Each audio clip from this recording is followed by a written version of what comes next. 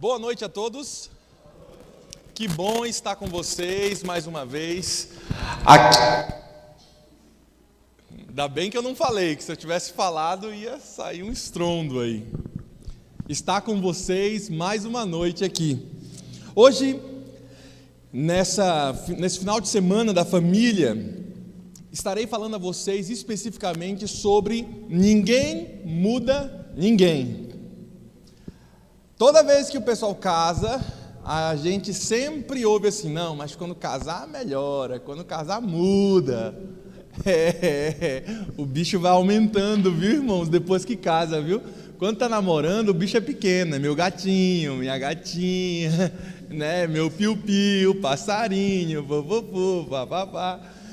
Mas aí vai casando, o tempo vai passando, os animais vão aumentando. Seu cachorro, sua vaca, sai daqui. E aí os animais vão aumentando, né, irmãos? Muitos pensam que quando se casa, constitui família, você muda o outro. Sabe, queridos, é muito difícil. Eu estava conversando ainda agora não, estava conversando um tempo atrás, que é mais difícil também mudar mulher velha. Acho que no meu último sermão na igreja do Camargo Velho, eu estava falando, é muito difícil mudar mulher velha. Uma igreja como o Itaim, por exemplo, é uma igreja que tem 56 anos. E as coisas são mais lentas com uma mulher de 56 anos. Você não consegue fazer uma mudança tão rápida numa igreja de 56 anos quanto uma mudança que você faz num grupinho, por exemplo. Tudo num grupinho é mais fácil, você fala direto com o diretor, conversa, já ajeita as coisas e consegue desenvolver. Numa igreja grande como o Itaim, nós temos 400 membros ali, uma igreja de 56 anos, tem uma história por trás, vários pastores renomados passaram pela igreja e tudo, tem que votar em comissão, tem que fazer as coisas. Eu lembro que na minha última comissão que eu tive lá, nós estávamos até conversando sobre mudar o púlpito. Para poder mudar o púlpito de lugar, tem que ter a presença de um ancião, para poder tocar no púlpito sagrado e tal, e mudar. Ninguém mais pode mudar, tem que ser o primeiro ancião para mudar o púlpito. É o voto que tem lá. Vocês verem como é que é a história, como é que é a minha vida. Você não consegue mudar muito rápido uma mulher velha. Já tem seu costume, já tem seu jeito. Às vezes com um casal que é novo, que é recém-casado e tudo, é mais fácil fazer algumas mudanças, né? A mulher vai se adaptando, o homem vai se adaptando ali ao jeito dela e assim vai. E aí vão se mudando para poder chegar ao entendimento de viver muitos anos. Mas hoje o meu sermão tem por título, Ninguém muda ninguém. Porque muita gente pensa que quando casa a gente vai mudar o outro.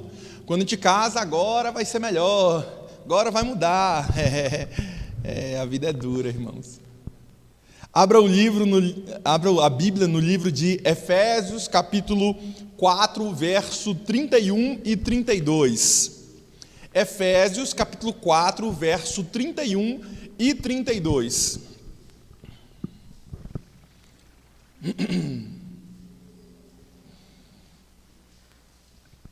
Efésios capítulo 4, verso 31 e 32. O texto diz assim: livrem-se de toda a amargura, indignação e ira, gritaria e calúnia, bem como de toda a maldade. Sejam bondosos e compassivos uns para com os outros, perdoando-se mutuamente, assim como Deus os perdoou em Cristo. Veja, todo relacionamento tem seus momentos, irmãos. Todo relacionamento. Sabe que uma flor, ela é bonita, ela é cheirosa, mas ela tem seus cravos. E para cultivá-la, para que ela fique bonita, você sabe que uma rosa ou uma orquídea, você não pode plantar rápido e de qualquer jeito. Tem orquídea que não pode pegar vento. Tem orquídea que se você colocar água demais, você mata a flor, você sabe disso, né? Tem orquídea que você tem que deixar num ambiente que não pegue muito sol, porque se pegar sol demais vai morrer a orquídea. Por isso, todos os relacionamentos tem os seus momentos lindos. Porém, irmãos, toda relação também tem seus momentos de tensão, desentendimento, discussões e até mesmo, irmãos, crise. A intensidade de cada momento pode ser controlada? Você acha que a intensidade de cada momento que você vive pode ser controlada? Ou os momentos de crise, ou a intensidade da raiva, ou a intensidade da alegria, você acha que pode ser controlada por nós? A intensidade? Cri, cri. Dá para ouvir um grilo aqui, uma agulha caindo. Não sei se é o frio. A irmã falou ali, pastor, o pessoal está muito sério, o pessoal está muito triste. A irmã me chamou a atenção ali. Sacode o povo aí, pastor. Sabe, irmãos, podemos desfrutar ao máximo os bons momentos e amenizar as tensões de situações conflitantes? Será que a gente pode diminuir as situações conflitantes? Talvez hoje esteja falando com alguém que tenha relações conflitantes com seus filhos. Talvez hoje esteja falando com alguém que tenha relações conflitantes com o cônjuge. Talvez hoje esteja falando com alguém que tenha relações conflitantes com a família, com o pai, com a mãe. Por isso a pergunta que o meu sermão tenta responder: a vida, irmão, podemos na vida desfrutar ao máximo os bons momentos e diminuir as tensões das situações ruins? A vida a dois exige aprendizado, exige compreensão, abnegação e entrega. Ainda mais, irmãos, o principal, uma forte comunhão com aquele que pode moldar para a medida necessária para um casamento. Ter um relacionamento a três. E às vezes, muitas coisas vão mal em casa, porque se esquece de ter um relacionamento a três. Como é que é isso, pastor? Imagine um triângulo. Na base desse triângulo está ela e está você. E quanto mais próximo você, na ponta do triângulo, está Deus. Quanto mais próximo você está de Deus, mais próximo também você está um do outro. Muitos dos relacionamentos se vão mal porque estão longe de Deus. Como está o culto familiar na sua casa? Sempre pergunto isso. Como está os momentos ali de proximidade com Deus em família? Sabe, o ser humano tem uma forte tendência à crítica, irmãos, e à condenação. A crítica tem destruído muitos relacionamentos, muitos casais, muitas famílias. Mas ainda, irmãos, queremos assumir o controle daquilo que não nos cabe ter o controle. Às vezes o homem quer mandar na mulher e quer que ela pense daquele jeito, que haja daquele jeito. Às vezes a mulher quer mandar no homem, quer que ele haja daquele jeito, que ele faça daquele jeito. Às vezes o pai ou a mãe quer mandar no filho, fazer ele pensar desse jeito e agir desse jeito. Sabe, irmãos, como ser humano, nós temos uma forte tendência à crítica. Uma forte tendência à crítica e à condenação. Queremos assumir o controle daquilo que não nos cabe ter controle. A gente quer assumir o controle do filho, o que ele pensa, o que ele faz, quer assumir o controle da esposa, quer assumir o controle do esposo, quer assumir o controle da família. Queremos determinar a forma de pensar ou de agir dos outros quando o próprio Criador nos concedeu o livre-arbítrio. O próprio Deus não faz isso com a gente. Eu quero que você pense assim. Eu quero que você aja assim. Até para escrever a Bíblia, Deus não pegou o dedo dele, a não ser os 10 mandamentos, que foi escrito com o dedo dele, mas ele fez com que os profetas, os discípulos, escrevessem de acordo com a visão que tinham da realidade. Deus não falou assim, olha, tem que ser assim, Espírito Santo, vai lá, fala no ouvido do cara o que ele vai escrever. Olha, tu vai escrever assim, ó, Anderson fez isso, vírgula, fez aquilo outro, não sei o quê, vírgula. O Espírito Santo não fez isso. Deu a visão, e então o autor humano traduziu a mensagem para o humano. Sabe, queridos, Queremos determinar às vezes a forma de pensar, de agir, mas Deus não faz isso com a gente. Usamos estratégias desastrosas, achando que assim estaremos assumindo o manto da situação. Tem que ser assim, pastor, aqui em casa a lei é essa. E às vezes você pensa que está assumindo a situação. Muitos pais têm perdido seus filhos. Por quê? Porque eles pensam assim: a nossa casa não é um quartel. A igreja não é um quartel. Você consegue ser um quartel até uma certa idade. O filhinho, o Pedrinho, meu filho, está com 1 ano e 1 mês. Eu falo: não suba aí, meu filho. E ele vai lá e sobe. Eu vou lá e pego o braço dele e trago para cá. Até uma certa idade eu vou conseguir fazer isso, viu, irmãos? Depois, não dá mais. A igreja, a casa, a família não é um quartel. A palavra pastor significa pai. A palavra padre também significa pai. E numa igreja não é um quartel. Numa família não é um quartel. Aqui é uma extensão da minha família. Aqui somos irmãos, olha o nome, irmãos, uma família.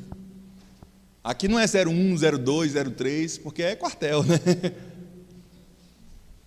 Sabe, irmãos, usamos estratégias às vezes desastrosas, achando que assim estaremos assumindo o manto da situação. A lei do mais forte surge uma vez e acabamos por destruir aqueles que prometemos cuidar. Eu sou o pai aqui, pastor. Eu lembro de um cara, um antigo distrito meu, sem ser nesse último, no outro. Fui visitar o camarada, ele falou assim: olha, pastor, estava tendo um problema com a esposa, estava quase separando e tudo. Ele disse assim: não, pastor, aqui em casa, eu argumentei, expliquei para ele a situação e tudo. Aqui em casa quem manda sou eu, pastor. O senhor manda lá na igreja. Aí eu pensei comigo: nem na igreja estou mandando direito. Irmão, a vida é dura. E ele disse: que em casa quem manda sou eu. Falei: ok. Então no trono do coração, quem está sentado é ele. Nem se o homem de Deus vier bater a porta dele e falar com ele, ele muda a história. E de fato, ele separou, os filhos, um virou gay, outro, a menina ficou doida, a menina ficou cheia de problema, e a família foi destruída. Eu bati na porta, eu fui lá, eu orei com ele, eu ouvi, mas ele não quis dar ouvido. Bem, algumas pessoas pensam assim: não, isso é coisa para o pastor falar para fulana, mas para mim não. Isso é coisa para o pastor falar para o meu menino, mas para mim não. Essa é uma mensagem de Deus que serve para os outros, mas para mim não. E aí, simples assim, a salvação vai ser para os outros e para você não. Sabe, queridos, sucesso no casamento é mais do que encontrar a pessoa certa, é ser a pessoa certa. Muitos querem ter sucesso no casamento e querem encontrar aquela pessoa que vai suprir todas as necessidades que ele tem das lacunas emocionais em seu coração. Alguns não tiveram pais e buscam no marido aquele referencial de pai. Alguns não tiveram mães e buscam na esposa aquele referencial de mãe, que limpa, que faz, que ajuda, que está sempre ali. Sucesso no casamento, irmãos, não é encontrar a pessoa certa, mas é ser a pessoa certa. Será que você tem sido a pessoa certa para o casamento? Será que você tem se moldado para ser a bênção do casamento? Eu sempre digo que quando a gente vem para a igreja, a gente não vem para a igreja para ser feliz. A gente vem para a igreja para fazer Jesus feliz. Muitos vêm para a igreja com uma espécie de coisa mágica no seu emocional. Vem para a igreja para pegar poder, para pegar força, para as labutas da semana. Não. Eu venho para a igreja para fazer Jesus feliz. Porque ao longo da semana eu já tenho me fortalecido com a palavra de Deus. Eu tenho estudado, porque na igreja você não tem condição de estudar a palavra de Deus. Mas ao longo da semana eu já tenho conversado com Deus, eu já tenho orado. E por isso eu vou para a igreja, para fazer Jesus feliz. Porque aqui é a casa dele. é a casa do Pai. Por isso, irmãos, aprendemos nessa lição que eu vou passar para vocês, nesse sermão, como ter um relacionamento feliz, aceitando a vontade daquele que deve ser sempre o centro, Jesus Cristo. Ele deve ser o centro do seu relacionamento. Se Jesus não for o centro do seu relacionamento, então é em vão. E não sedes, veja o que o livro de Romanos, capítulo 12, verso 2 diz.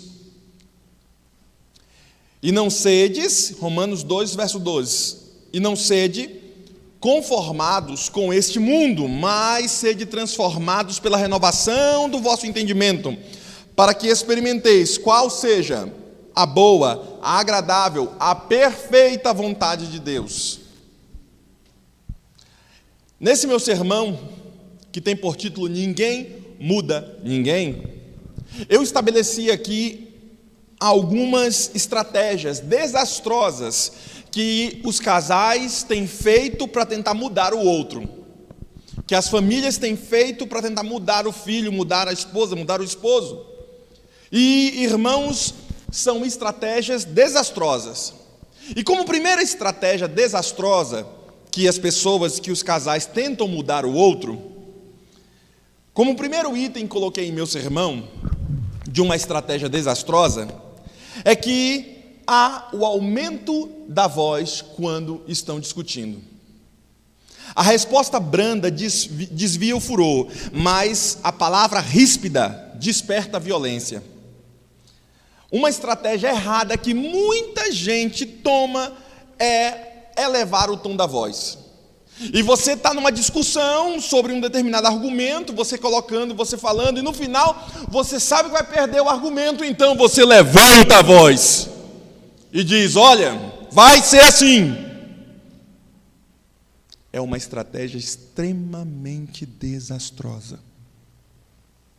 Você não consegue o resultado que você quer. Talvez de forma imediata ali, mas você destrói as pessoas que estão ao teu redor.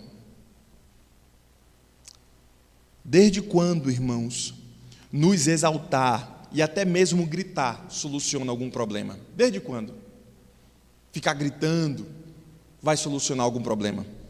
Normalmente, irmão, o tom de voz, quando percebemos que os nossos argumentos não são suficientes para convencer a pessoa daquilo que estamos propondo, a pessoa aumenta o tom de voz. Quando ela percebe que o seu argumento não vai dar certo, quando ela percebe que ela não vai conseguir, então ela aumenta a voz para dizer: vai ser assim. Sabe, queridos, provavelmente os nossos pais fizeram assim conosco. Provavelmente não funcionou muito. Mesmo assim, é uma estratégia que as pessoas têm aplicado sobre os relacionamentos. Eu estava com uma senhora e eu não sei, acho que é meio cultural aqui do Brasil. A irmã falando, o filho dela andando, e ela falando comigo: oi, pastor, não sei o quê. E ela olhou assim: fulano, sai da rua, não sei o quê. E deu uns gritos no menino lá. E eu tomei um susto na hora, porque ela estava bem conversando comigo, tranquila, e deu um grito: não sei o quê. E eu tomei um susto. Irmão, talvez você já tenha visto alguém assim. Sabe, queridos, provavelmente os nossos pais fizeram isso conosco. E não resolveu. Mais ainda, irmãos, além de ser extremamente deselegante, aumentar o tom de voz só demonstra que estamos ainda mais perdendo o controle de nossas emoções e da situação como um todo.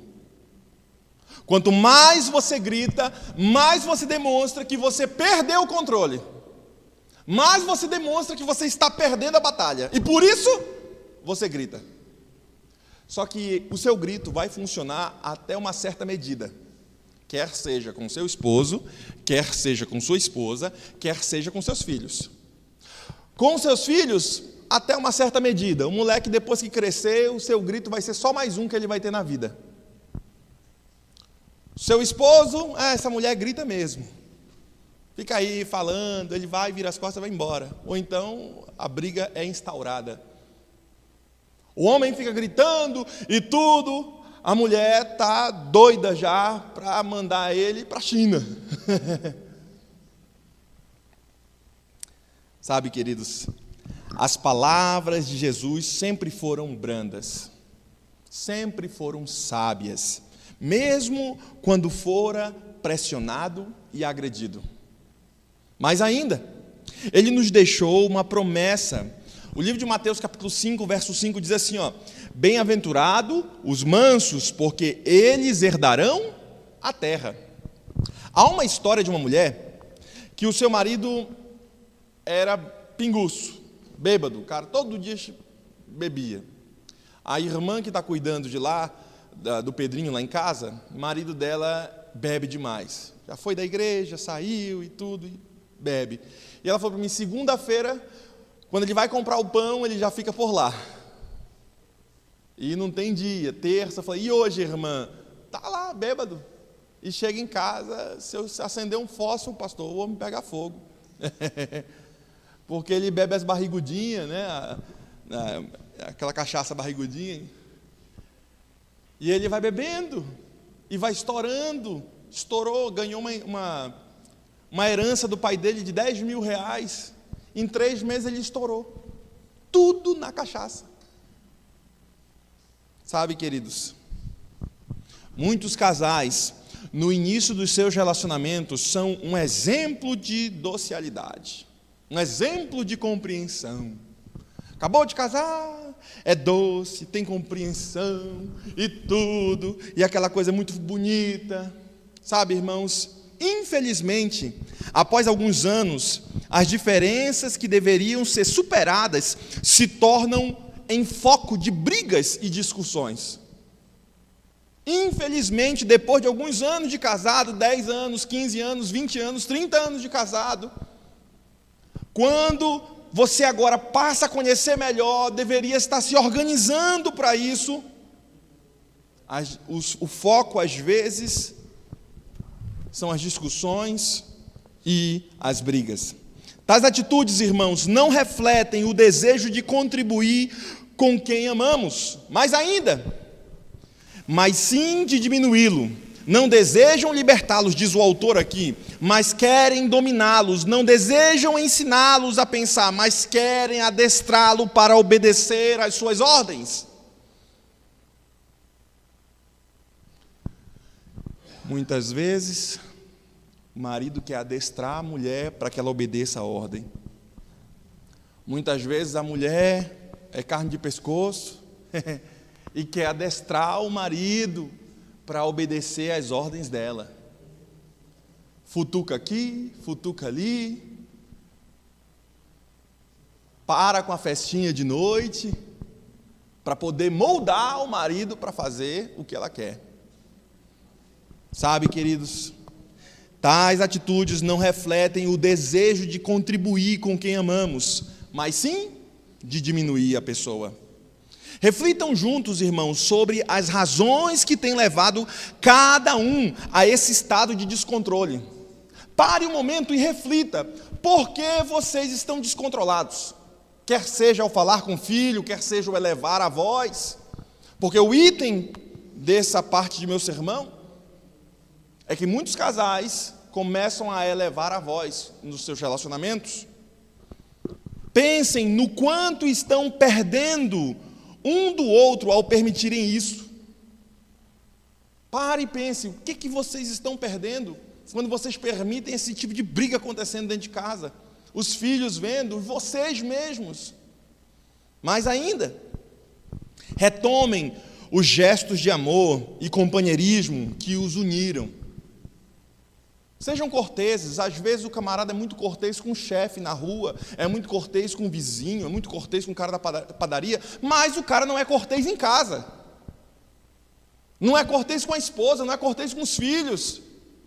Às vezes no seu trabalho a mulher é muito cortês com o cliente, é muito cortês ali com as pessoas que estão rodeando ela no trabalho, mas não é cortês com o marido. Sabe, queridos, sejam felizes na caminhada de tornar o outro feliz. Por isso introduzi o meu sermão dizendo: não é para você buscar uma pessoa para fazer você feliz, mas é para você ser a pessoa certa para fazer o outro feliz. Por isso, sejam felizes na caminhada de tornar o outro feliz. Um segundo item em meu sermão, que tem feito as pessoas quererem mudar os outros, é a questão dos sermões e das críticas excessivas. Muitos relacionamentos têm sido destruídos porque tem muito sermão.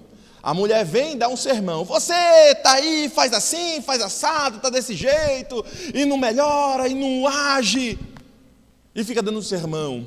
Ou mesmo o homem fala: mas você também tem esse problema, tem essa dificuldade, você faz isso, e fica dando sermão, e criticando, e um monte de críticas excessivas. Chegou, a primeira coisa que faz é dar uma crítica.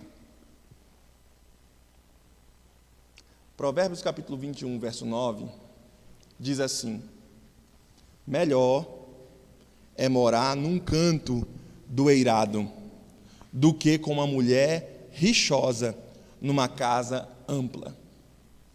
Isso aqui também serve para os homens, viu? Não é um versículo só para a mulher, não.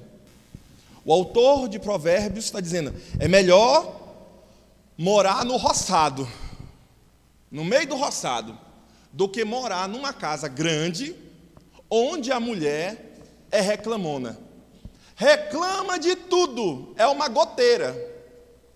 Eu acho que eu falei aqui nessa igreja que uma das formas que os nazistas fizeram para poder torturar as pessoas era água caindo, uma gota d'água. Deixa o cara lá na solitária e deixa uma água caindo. Água caindo, o cara fica doido. É sério isso. Isso é uma forma de tortura. O cara fica doido.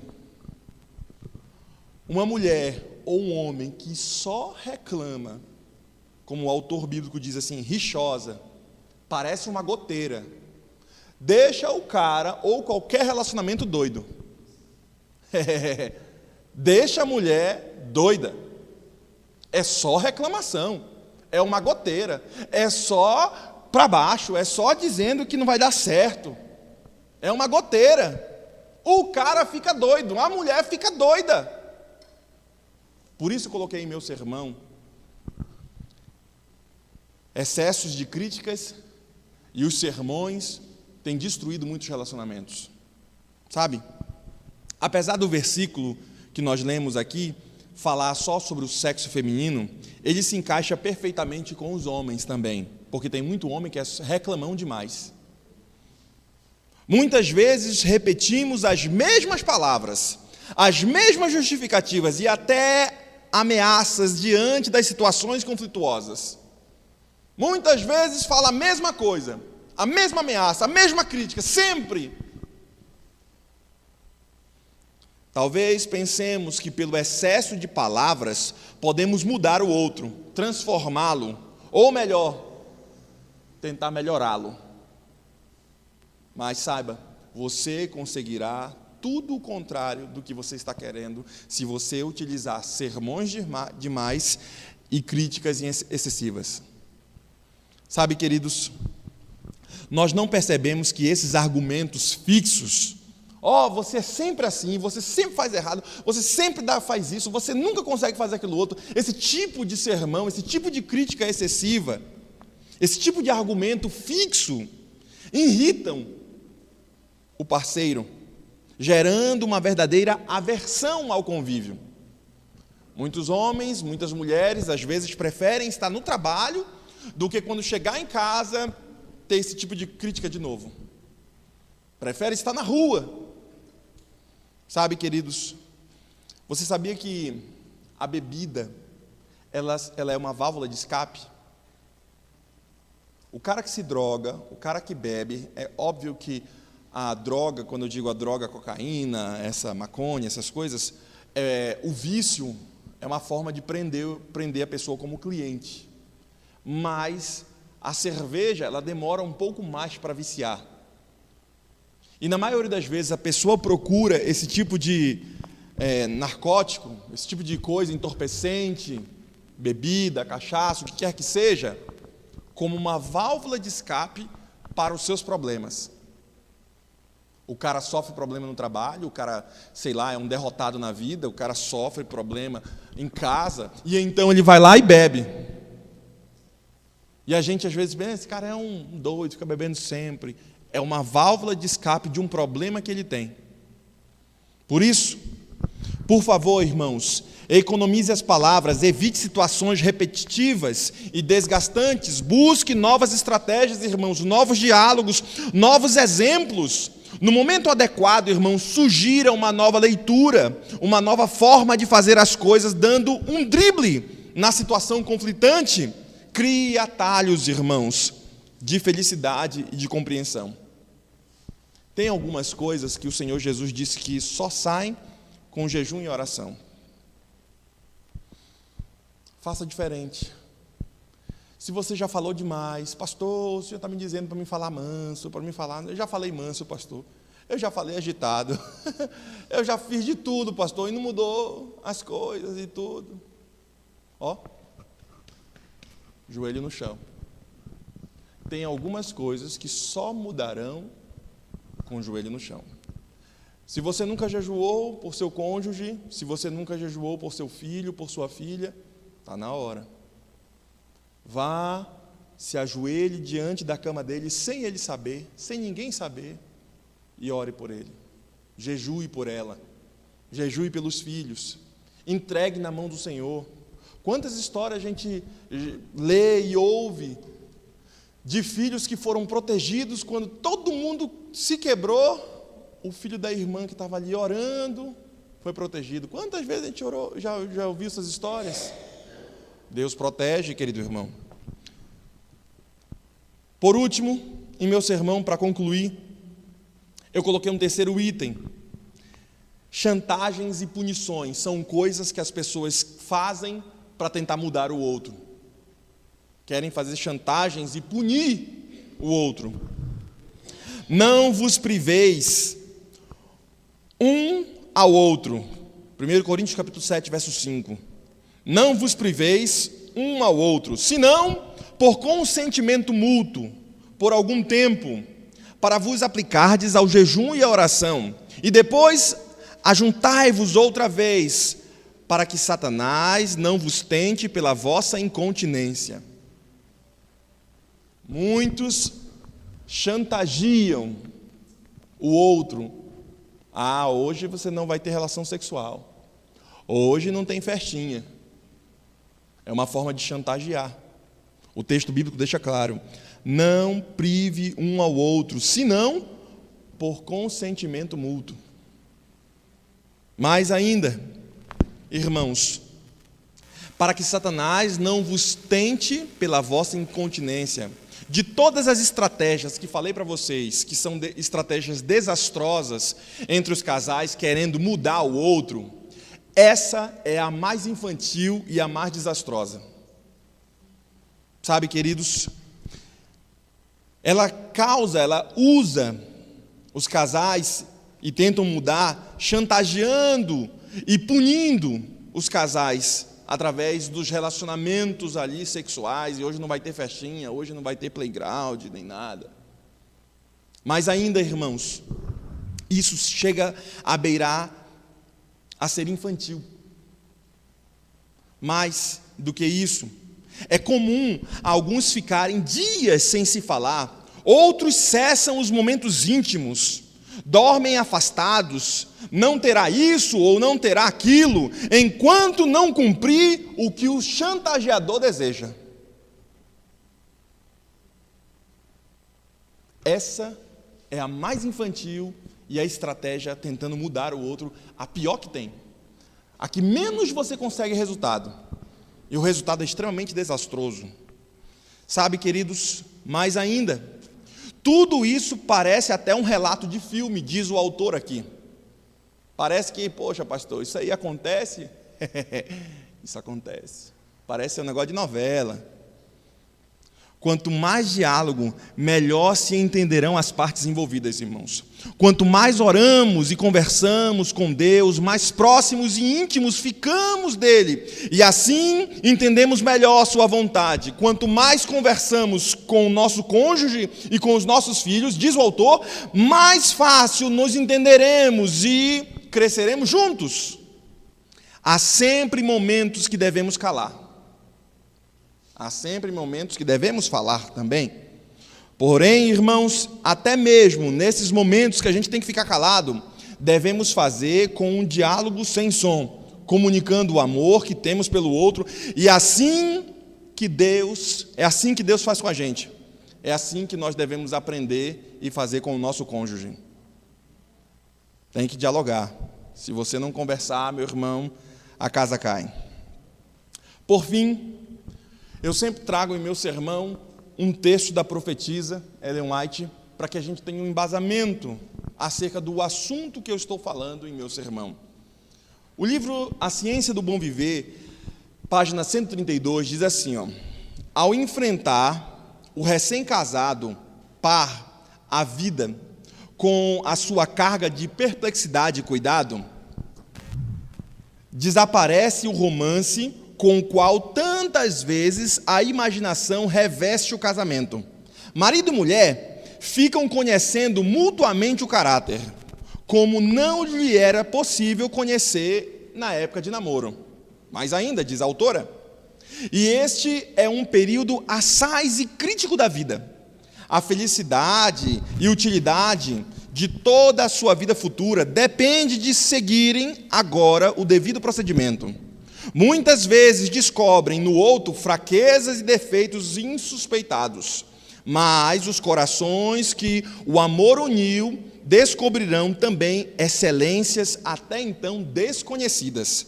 Mais ainda, muitas vezes as nossas próprias atitude, a atmosfera que nos rodeia, o que determina aquilo que o outro nos revelará. A Ciência do Bom Viver, página 132. Você encontrou aí? Olha só. Sabe, querido, como está a sua comunhão pessoal? É uma pergunta que eu quero que você reflita. Como é que está você com Deus? Como é que está você no estudo da palavra? A gente gasta tanto dinheiro com um monte de coisa, como é que está o investimento na lição da escola sabatina para ti e para os teus filhos? Como está a sua comunhão com Deus? Vocês costumam vivenciar tudo junto?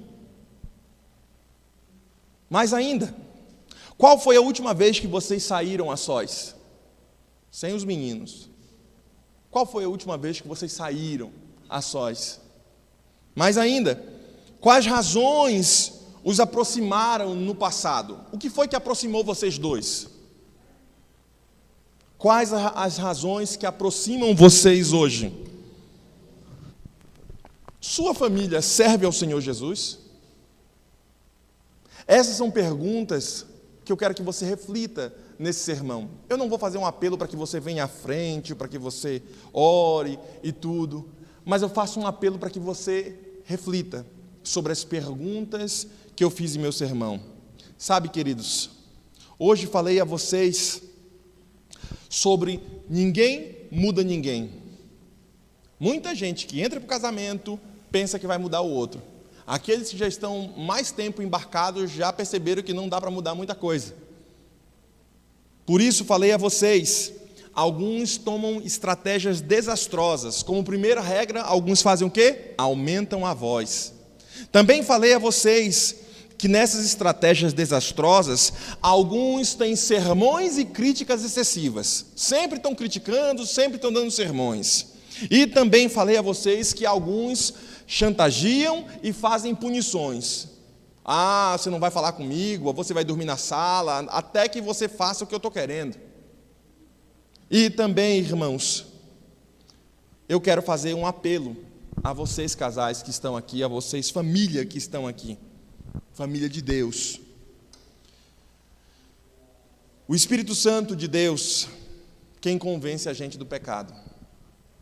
É o Espírito Santo que quer convencer você de mudar a história da sua vida.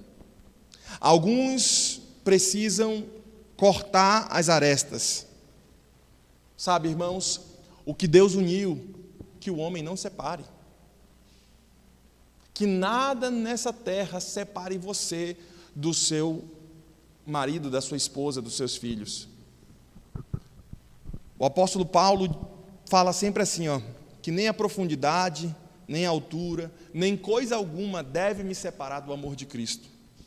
Que o problema, que a tribulação, que o cansaço, que a velhice, que a chateação, que nada separe você do seu cônjuge. Que você, unido com ele, caminhe para o céu. Esse é o desejo de Deus. É isso que Deus quer. Porém, irmãos, o diabo quer outra coisa. Ele quer separar você, ele quer destruir você. Por isso, não dê espaço para ele. Reconstrua os muros da sua família. Há uma semana de oração que eu fiz, tendo por título, Reconstrua os muros da família. E a gente até colocou até uns muros assim para reconstruir. Estudem, orem juntos, sorriam, façam tudo juntos. Se você ouvir o sermão de hoje, você aplicar em sua vida, certamente haverá transformação no seio da sua família. Que Deus ajude você e que Deus o abençoe. Eu quero chamar aqui o irmão Vanildo, que estará cantando mais uma vez. E enquanto ele estiver cantando aqui, eu quero que você coloque na mão do Senhor aquilo que faz mal para você, aquilo que você quer que seja mudado, aquilo que você quer mudar em você também. Coloque na mão do Senhor enquanto ele estiver cantando, porque Deus está em nosso meio, o Espírito de Deus está em nosso meio, e Ele ouvirá suas preces, e Ele atenderá. Se você orar com fé, certamente a transformação virá a você e sua família.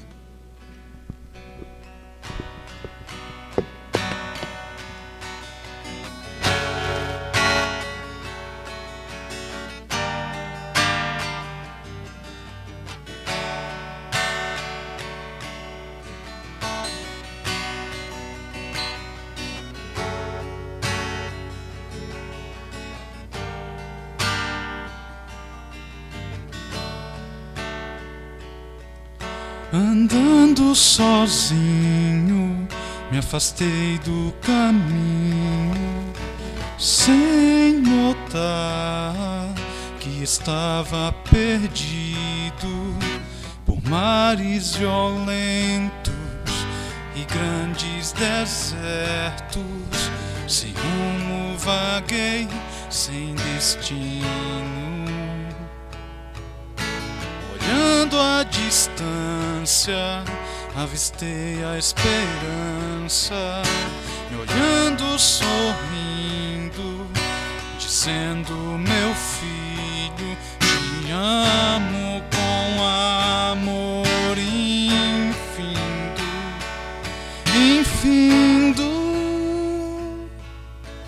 Eu te amei, por isso te atraí. Perdão, te dou hoje aqui, entrega, filho meu, teu coração a mim, a mim. Eu quero morar dentro de ti, pra compartilhar vida aqui nos momentos difíceis e tristes, te fazer sorrir, te fazer sorrir.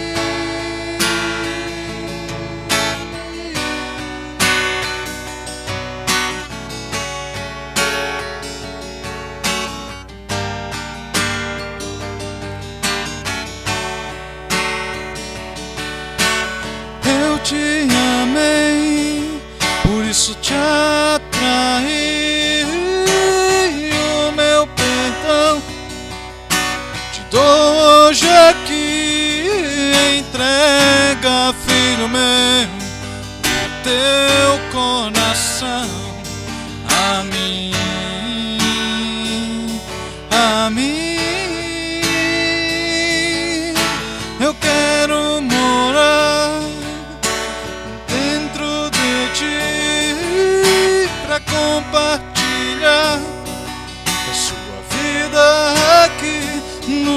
momentos difíceis e tristes te fazem sorrir, te fazem sorrir.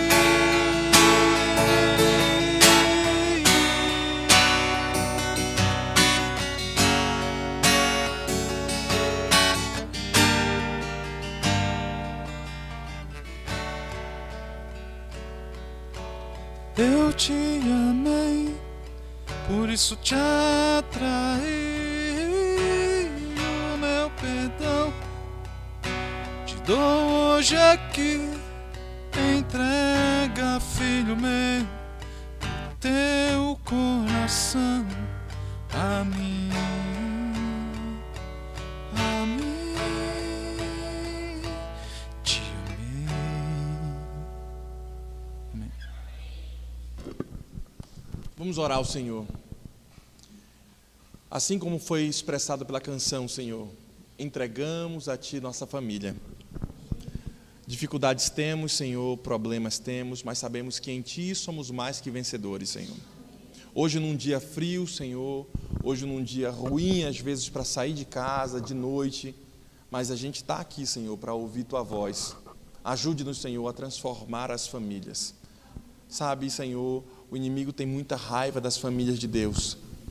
Se tem um local onde ele quer habitar, Senhor, é um local onde não é dele, é no coração da família. E por isso, Senhor, o Senhor é mais forte, o Senhor é mais poderoso. Ajude-nos a reerguer os muros de nossa família, Senhor, e termos nossas famílias blindadas, Senhor, para que o inimigo não tenha poder sobre nossa vida. Colocamos, Senhor, os filhos dos irmãos em Tuas mãos. Colocamos, às vezes, os seus netos também em Tuas mãos, Senhor. Vá ao encontro deles, porque esses justos estão aqui, que o Senhor também abençoe suas gerações. Colocamos nossa vida em Tuas mãos e agradecemos a Ti por Tua palavra. Oramos em nome de Jesus. Amém, Senhor. Que Deus abençoe a todos vocês e dê a vocês uma boa noite e um bom descanso.